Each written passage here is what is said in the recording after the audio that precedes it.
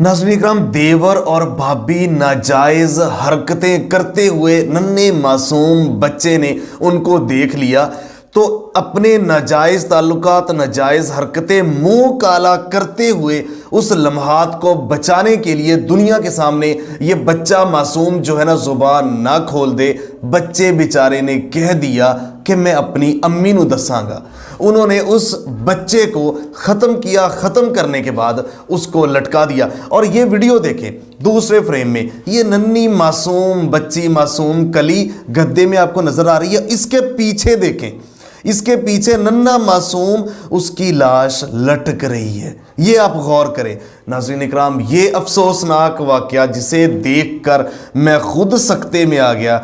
इस नहज तक हम गिर चुके हैं, मुआशरा इस लेवल तक इखलाकी गिरावट का शिकार है कि हमारे ऊपर, मैं सोच रहा हूँ कि हमारे सोने नबी की, हज़रत मोहम्मद सल्लल्लाहु अलैहि वसल्लम की दुआ ना होती तो पत्थरों की बारिश आए रोज़ होनी थी। हमारे ऊपर हम इस लायक हैं। नाज़रीन इकराम, ये रज़ील इसका मामू और ममानी, मैं आपको बताता चलूँ कि बड़ी ममानी अपने देवर के साथ यानी इस बच्चे के छोटे मामू के साथ रज़ील हरकतें करते, मुंह काला करते हुए इस मासूम बच्चे ने, ये मासूम बच्चा ट्यूशन गया हुआ था, इसकी माँ, इसका बाप, मैं आपको बताता चलूँ एक एक ये रिश्ते आप सारे देखिए। ये मासूम बच्चा है और उसके बाद ये वो रज़ील औरत है और ये उसका रज़ील जो है ना देवर है, ये इसका मामू है बच्चे का, और उसके साथ ये बदकिस्मत बाप है जो कि रेंजर्स में ड्यूटी करता है। ये बाहर होता है और उसकी माँ बाहर खेतों में काम करने के लिए अपने माँ बाप के घर आई हुई है कि वहाँ बच्चों की केयर अच्छी होती है, बच्चों को जो है ना स्कूल में जाना, और बाहर से वो पैसे भेज रहा था तो वो अपने माँ बाप के घर लेके आई हुई थी बच्चों को। तो वो खुद बाहर काम करने गई हुई थी अपने बाप के साथ और बच्ची छोटी सी वहाँ पे घर में मौजूद थी और शायद तबीयत खराब थी। बच्ची आपको पता है रज़ाई में नजर आ रही है। उसका बेटा ट्यूशन पढ़ने गया हुआ था। अब बच्चा ट्यूशन पढ़ते पढ़ते वो ऊपर छत से, दो तीन छतें जैसे मिली होती है गांव देहातों में, वहां से वो छत से घर आता है तो बाहर उन्होंने कुंडी लगाई होती है और कमरे में वो जो है ना मुंह काला कर रहे होते हैं। बच्चा सामने देख लेता है। जब बच्चा देखता है तो बच्चा देख के कहता है मैं तो अम्मी नू दसांगा।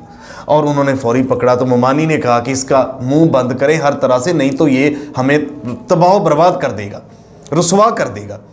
और मामू जो टुंडा एक हाथ से, ये इसने जब बताया पुलिस को, इसने कहा कि मैंने उसको इस तरह से टांगों के ऊपर हाथ रखा और उसके बाद जो ये मुमानी थी इसकी, उसने मुंह के ऊपर तकिया रखा, तकिया रखने के बाद ऊपर बैठ के इसकी जान ली। उसके बाद इसको लटका दिया ताकि किसी को पता न चले।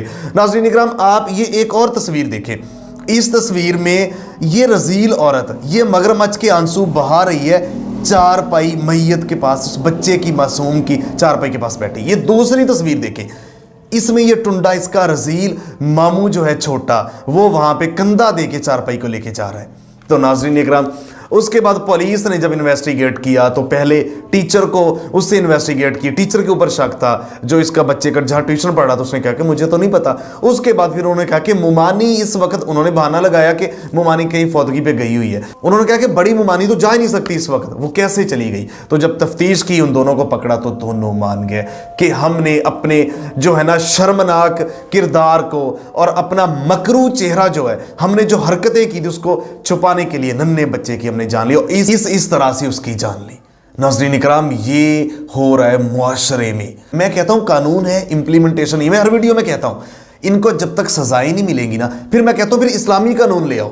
जब तक सजाएं नहीं मिलेंगी, अदालतों में पेंडिंग लाखों केसेस पड़े हुए हैं, सियासी जो भी होते हैं वो फौरी निपटाना होता है। इस तरह के केसेस पड़े, सजाएं बर वक्त है नहीं, तो मुआशरे में क़यामत की निशानी नफ्सा नफ्सी, अफरा तफरी। और इस हद तक हम गिर चुके हैं, नन्हे बच्चों की जान ले रहे हैं। अपने बच्चों के ऊपर खुदारा नजर रखें। अगर आप ड्यूटी पे जा रहे हैं तो अल्लाह से दुआ मांगे कि गलत वक्त में गलत जगह पे हम और हमारे बच्चे ना पहुंच सके। और आप ड्यूटी पे अगर गए हुए हैं तो पीछे नज़र रखें अपने बच्चों पे, बीवी बच्चों पे नज़र रखें, माँ बाप को टाइम दे। तो ये एक रिश्ते हैं और माँ उसकी दोहरे दर्द में वो तड़प रही है, वो करब में मुब्तला है। एक तरफ उसका भाई, दूसरी तरफ बेटा खामद, और भाई ने यह हरकत की है।